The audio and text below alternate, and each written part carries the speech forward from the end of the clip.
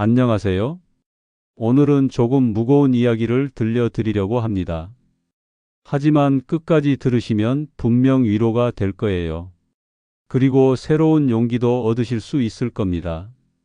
제가 오늘 들려드릴 이야기는요, 누군가에게는 너무나 익숙한 이야기일지도 모르겠어요.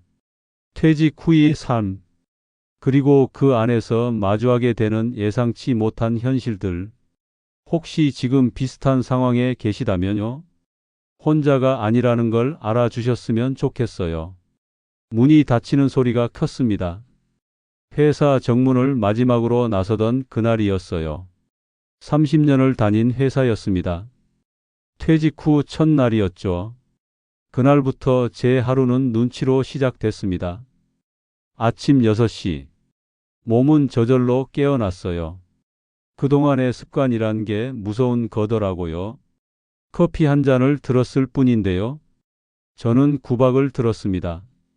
연금만 축낸다. 집에만 있다. 밥 한 끼도 못 챙긴다. 이 말들이 제 가슴에 돌처럼 박혔습니다. 30해를 함께 살아온 사람에게서 나온 말이었거든요. 아침 커피 한 잔이 이렇게 쓸 줄 몰랐어요. 여러분, 퇴직은 휴식이 아니라 누군가에게는 시작되는 심판일 수 있습니다. 제가 그랬거든요. 회사에서는 인정받던 사람이었는데요. 집에서는 짐덩어리가 된 기분이었어요. 지금 이야기 끝까지 들으시면 왜 그런지 아실 거예요. 그리고 왜 제가 결국 결심했는지도 아실 겁니다. 혹시 비슷한 상황에 계시다면요. 혹시 지금 마음이 답답하시다면요. 공감되신다면 다음 장면으로 함께 가주세요. 첫 달은 낯설었습니다. 30년 넘게 새벽 6시에 일어나던 몸은요, 여전히 그 시간에 깨어났어요. 알람도 맞추지 않았는데 말이에요. 신문을 펼치고 조용히 커피를 마셨습니다. 평온했던 그 1시간마저요. 이제는 예전 같지 않았어요. 그런데 말입니다. 빈둥거린다. 이 한마디가 온종일을 무너뜨렸습니다. 아침의 평화가 한순간에 사라졌어요. 신문을 읽는 것도 빈둥거리는 일이 됐어요. 저는 뭔가 해야겠다고 생각했습니다. 집안일이라도 도와보자. 그렇게 마음먹었어요. 저는 도와보려 했습니다. 청소도 하고 빨래도 개고 고장도 고쳤습니다. 정성껏 했어요. 옷도 바르게 개고 먼지도 꼼꼼히 닦았어요. 그런데 그럴수록 잔소리는 더 커졌습니다. 다시 해. 돈은 왜 이렇게 많이 썼어? 머리카락이 보이지 않아. 어딜 봐도 눈에 거슬린대요. 칭찬은 없었습니다. 인정도 없었어요. 고맙다는 말 한마디도 없었어요. 집 안 공기는 늘 싸늘했습니다. 회사에서는 부장이었거든요. 사람들이 제 의견을 물어보고요. 제가 결정하면 따라와 주었어요. 그런데 집에서는 아무것도 아니었습니다. 아내의 일상은 반대로 화사했습니다. 등산, 여행, 브런치, 친구들과의 모임, 웃음이 넘쳤습니다. 사진 속 아내는 정말 행복해 보였어요. 꽃구경도 가고 맛집도 다니고요. 하지만 제 옆자리는 늘 비어 있었습니다.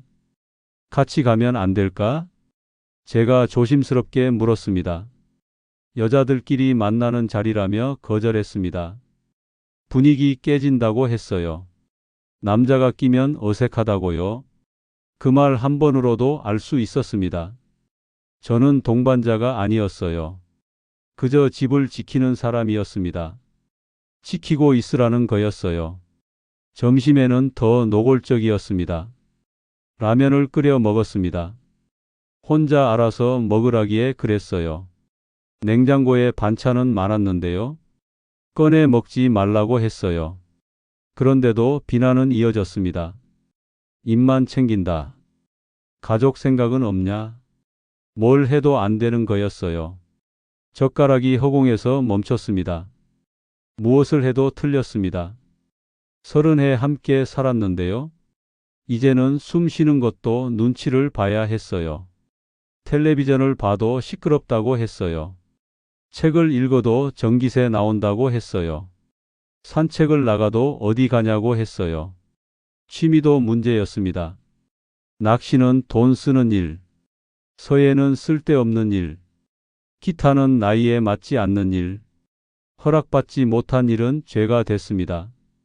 제 삶에 제가 허락받아야 하는 게 맞나 싶었어요.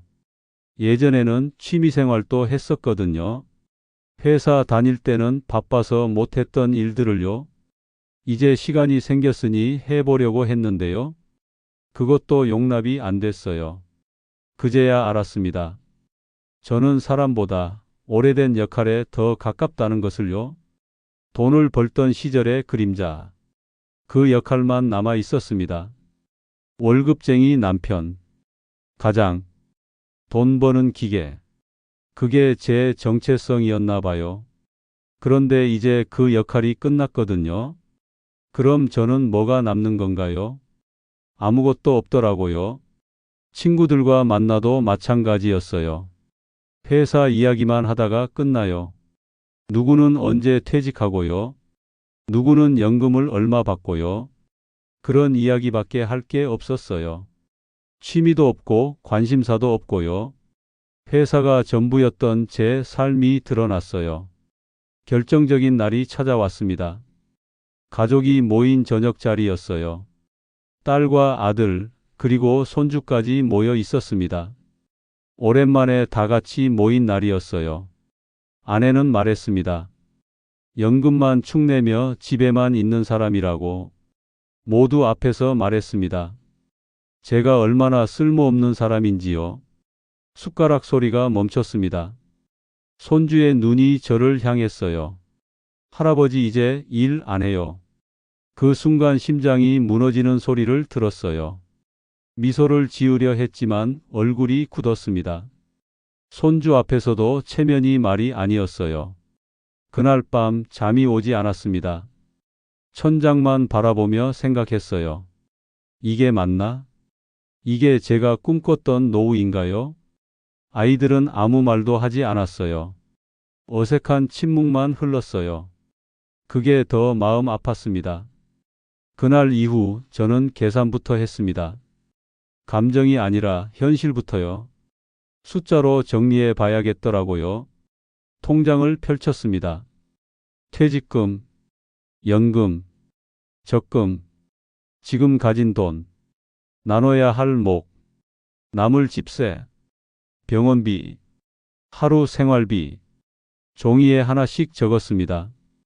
연필이 종이를 긁는 소리만 들렸어요. 의외로 불가능은 아니었습니다. 빠듯하지만 살 수는 있었습니다. 그 사실 하나로 마음은 조금 가벼워졌어요. 불가능하다고 생각했는데요. 막상 계산해 보니 방법이 있었습니다. 월세 40만 원, 생활비 60만 원, 병원비 20만 원, 통신비 5만 원, 한 달에 120만 원이면 살 수 있었어요. 연금이 150만 원이니까요. 빠듯하지만 불가능하지는 않았어요. 그러고 나서 마음을 정했습니다. 이대로 살 수는 없다고요. 존중받지 못하는 삶은 삶이 아니라고요. 변호사를 찾아갔습니다. 말이 쉽게 나오지 않았어요. 30해를 함께 보낸 이야기는 늘 무겁습니다. 어떻게 시작해야 할지 몰랐어요. 결혼 생활이 나빴던 건 아니거든요. 그냥 끝났을 뿐이에요. 그러나 결국 말했습니다. 이혼을 하고 싶습니다. 존중이 사라진 관계에서 더는 버틸 수 없습니다. 변호사는 조용히 정리를 도왔습니다. 집은 팔아 나누는 게 현실적이라고, 연금은 법대로 나눈다고, 주거를 먼저 확보하라고. 현실은 차갑지만 절차는 분명했습니다. 법은 감정을 따지지 않아요. 반반. 그게 전부였습니다. 재산 목록을 정리했어요. 집, 적금, 보험, 차. 반으로 나누니까 생각보다 적더라고요. 그래도 혼자 살기에는 충분했어요. 아이들에게도 알렸습니다. 전화기 너머로 침묵이 흘렀어요. 그리고 짧은 말이 이어졌습니다. 아버지의 결정을 존중해요. 필요한 건 말씀하세요. 그 말이 저를 붙잡아 주었습니다. 그 한 문장이 긴 세월의 피로를 덜어 주었어요. 적어도 제 아이들은 이해해 주었습니다. 그게 얼마나 고마웠는지 몰라요. 딸은 울었어요.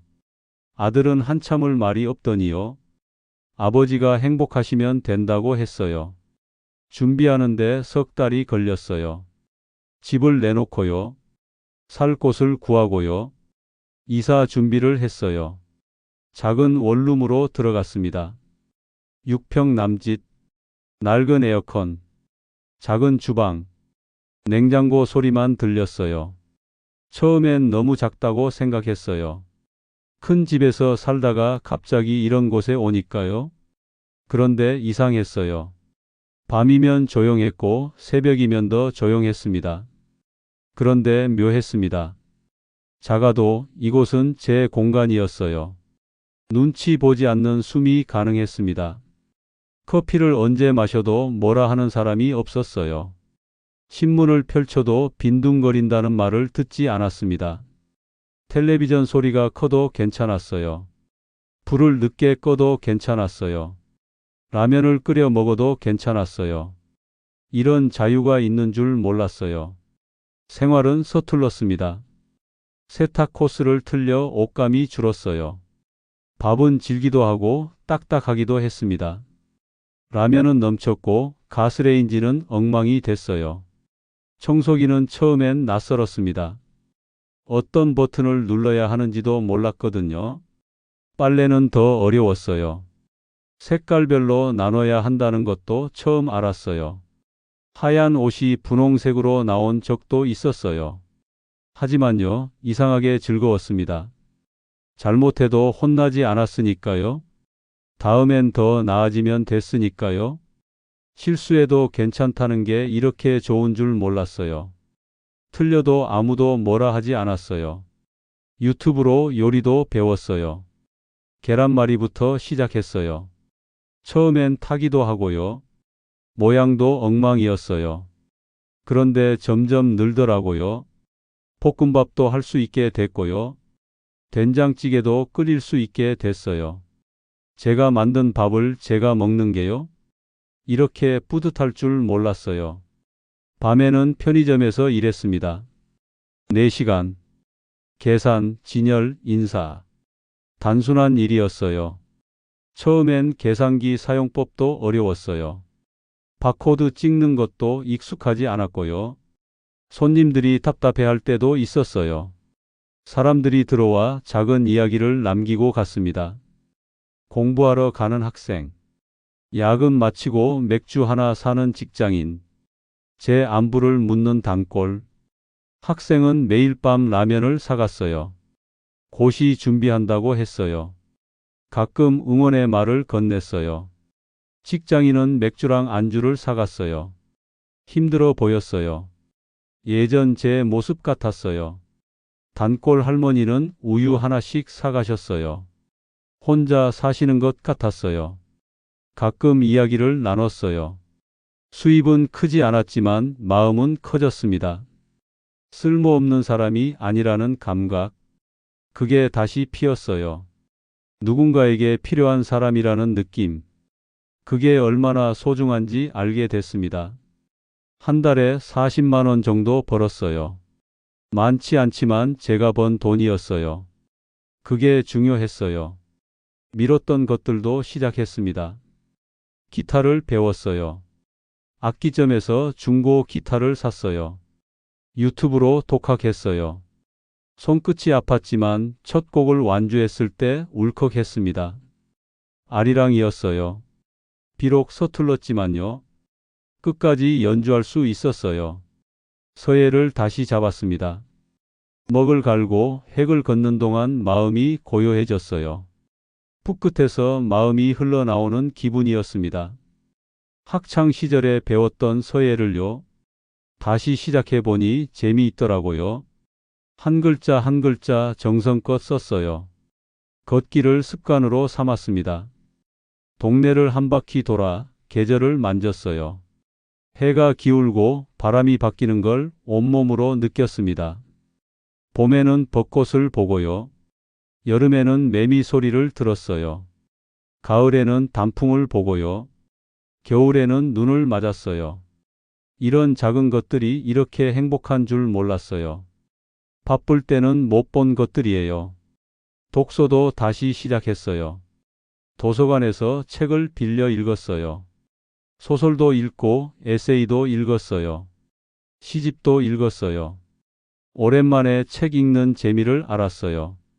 조용한 도서관에서 책을 읽는 시간. 그 시간이 참 좋았어요. 건강도 스스로 관리했습니다. 병원 예약도 제가 했어요.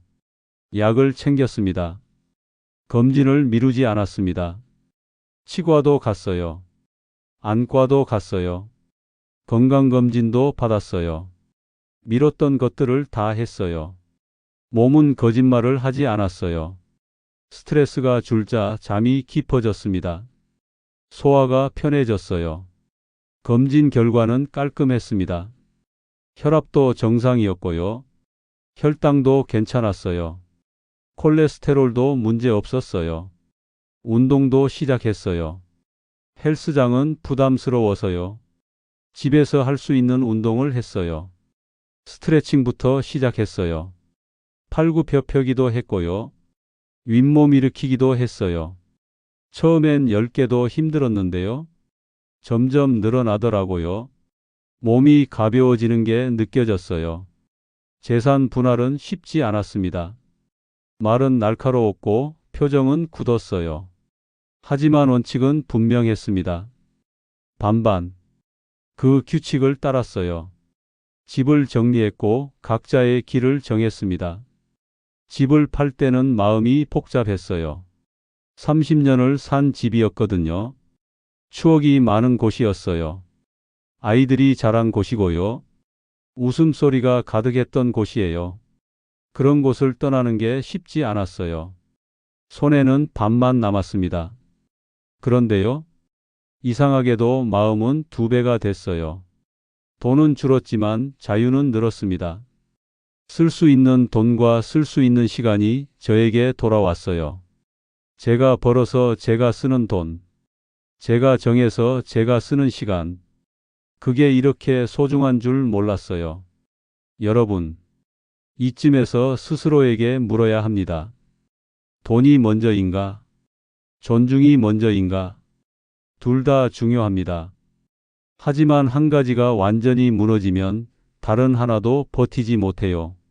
저에게 존중은 이미 오래전 사라졌습니다. 그래서 선택했어요. 어려운 선택이었지만 후회하지 않습니다. 물론 외로울 때도 있어요. 혼자 밥 먹을 때요. 아플 때요. 답답할 때요. 그런데 그 외로움보다요. 무시당하는 마음이 더 아팠어요. 존재 자체를 부정당하는 게 더 힘들었어요. 이혼 후 1년. 제 삶은 단순합니다. 아침에는 걷고, 낮에는 연습하고, 밤에는 일해요. 가끔 치킨을 시켜 혼자 먹습니다. 음악을 연주하고, 사진을 올리고, 댓글을 읽어요. 누군가는 응원했고, 누군가는 비슷한 사연을 보냈습니다. 인스타그램도 시작했어요. 제가 만든 음식 사진을 올려요. 연주하는 영상도 올려요. 일상을 기록해요. 처음엔 팔로워가 몇 명 없었는데요. 지금은 1000명이 넘어요. 제 이야기에 공감해 주는 분들이에요. 혼자지만 외롭지 않았어요. 관계의 질이 바뀐 겁니다. 억지로 묶이는 대신 가볍게 연결되는 관계. 그게 이제는 더 잘 맞았습니다. 동네에서 친구도 생겼어요. 같이 걷는 할아버지가 계세요. 도서관에서 만난 분도 계시고요. 편의점 단골 분들도 계세요. 진짜 친구가 뭔지 알게 됐어요. 이해해 주는 사람, 판단하지 않는 사람, 있는 그대로 받아주는 사람. 가족과의 관계도 달라졌어요. 딸과는 따로 만나 차를 마십니다. 아들과는 산책을 해요. 손주는 제 기타를 듣고 박수를 칩니다. 억지 미소 대신 진짜 미소가 나왔어요. 저는 비로소 제 목소리로 말할 수 있었습니다. 손주한테 기타 가르쳐 달라고 하더라고요. 할아버지 멋있다고 해요. 그 말이 얼마나 고마운지 몰라요. 아이들도 편해했어요. 예전에는 집에 오면 분위기가 무거웠거든요. 이제는 웃으면서 와요. 같이 밥도 먹고요. 영화도 보고요. 산책도 해요. 자연스러워졌어요. 그러고 보니까요. 제가 행복해지니까 아이들도 편해하더라고요. 억지로 맞춰줄 필요가 없어졌으니까요. 여기까지 들으신 분들께 5가지만 드릴게요. 첫째, 존중이 사라졌다면 일단 기록하세요. 날짜, 말, 느낌, 노트에 적어보세요. 언제 어떤 말을 들었는지요. 그때 어떤 기분이었는지요. 감정은 흐려지고 기록은 남아요. 기록이 대화를 바꾸고 결정에 힘을 줍니다. 둘째, 계산표를 만드세요. 한 달 생활비, 주거비, 의료비, 보험, 엑셀로 정리해 보세요. 수입과 지출을 명확히 하세요. 얼마가 필요한지 알아야 해요. 가능과 불가능을 숫자로 확인하세요. 막연한 두려움은 숫자 앞에서 힘을 잃어요.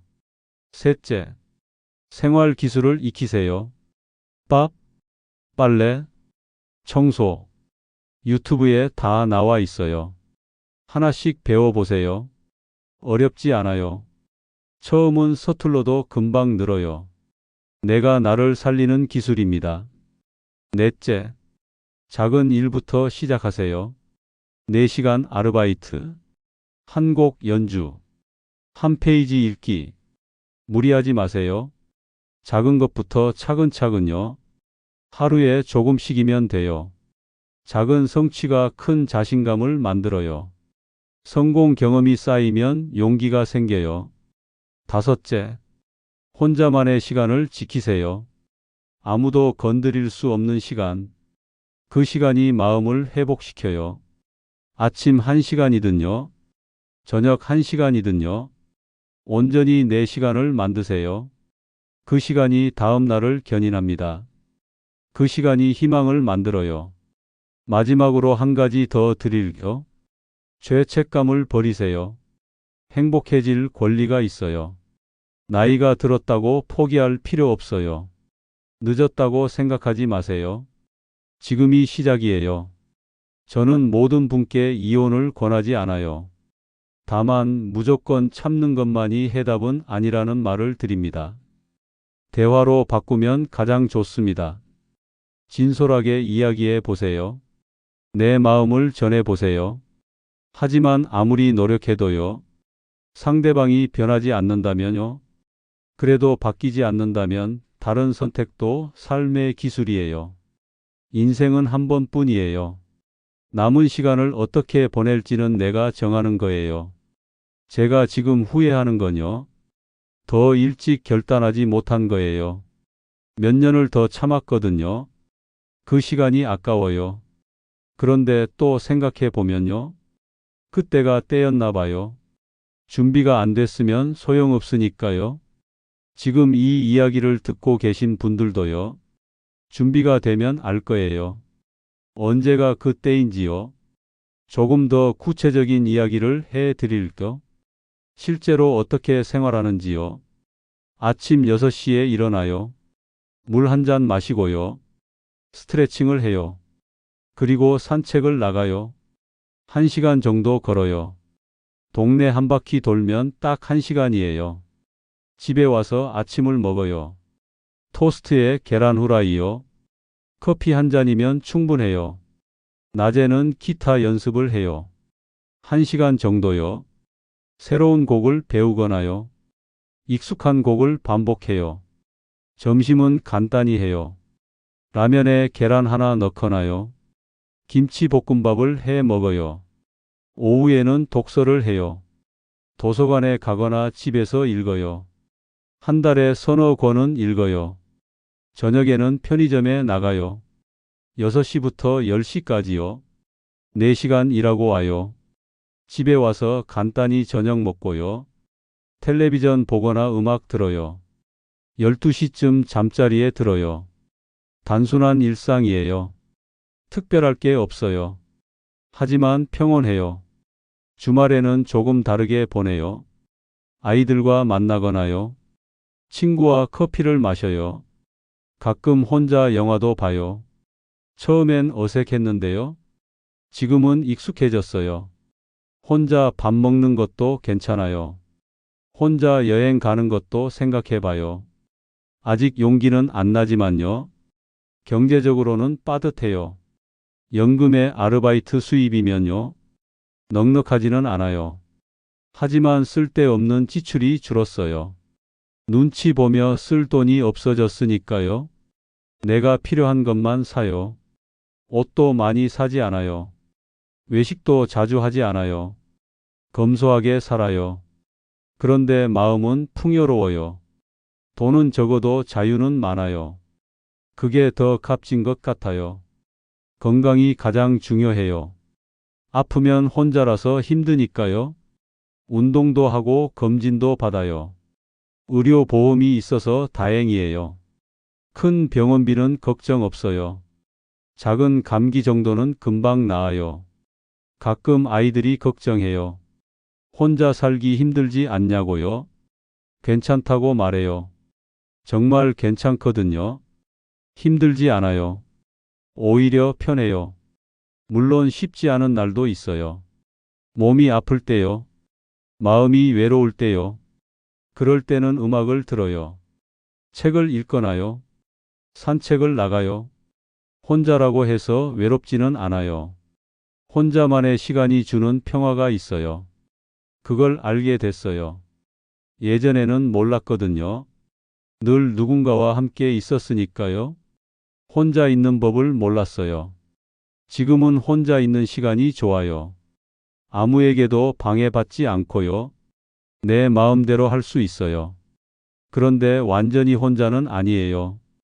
편의점에서 만나는 사람들이 있고요. 동네에서 인사하는 분들이 계세요. 가볍지만 따뜻한 관계들이에요. 부담스럽지 않은 관계요. 그런 관계가 더 편해요. 요즘 세상에는 혼자 사는 분들이 많아요. 그분들과 이야기하면요. 다들 비슷한 마음이에요. 자유롭다는 것, 편하다는 것, 그리고 혼자만의 시간이 주는 평화. 물론 가족이 있으면 좋겠지만요. 진짜 가족은 함께 있는 사람이 아니라요. 마음을 나누는 사람이라고 생각해요. 제 아이들이 그래요. 멀리 있어도 마음은 가까워요. 필요할 때 연락하고요. 서로 걱정해 주고요. 그게 진짜 가족 같아요. 억지로 함께 있는 것보다요. 진심으로 걱정해 주는 게 더 좋아요. 혹시 지금 힘드신 분이 계시다면요. 이것만은 꼭 기억해 주세요. 나이가 들어도 새로 시작할 수 있어요. 늦었다고 생각하지 마세요. 포기하지 마세요. 시도해 볼 가치가 있어요. 제가 처음에는 두려웠거든요. 혼자 살 수 있을까? 경제적으로 버틸 수 있을까? 외롭지 않을까? 그런데 해보니까 생각보다 괜찮더라고요. 물론 완벽하지는 않아요. 하지만 충분히 살만해요. 가장 좋은 건요. 아무에게도 눈치 보지 않는다는 거예요. 내 마음대로 살 수 있다는 거요. 그게 얼마나 소중한지 몰랐어요. 자유라는 게 이런 거구나. 그걸 늦게 알았어요. 마지막으로 제 이야기가 위로가 됐다면 이렇게 부탁드리고 싶어요. 당신의 오늘을 지키는 선택을 하세요. 당신의 시간을 지키는 문을 하나 여세요. 누구를 위해서가 아니라요. 나를 위해서요. 내 행복을 위해서요. 그리고 이 이야기가 누군가의 어둠 속에 작은 불빛이 될 수 있다면 구독과 좋아요로 이어주십시오. 여러분의 관심이 저에게는 큰 힘이 돼요. 그리고 더 많은 분들께 이 이야기가 전해질 수 있어요. 여러분도 행복한 하루 되시길 바라요. 감사합니다.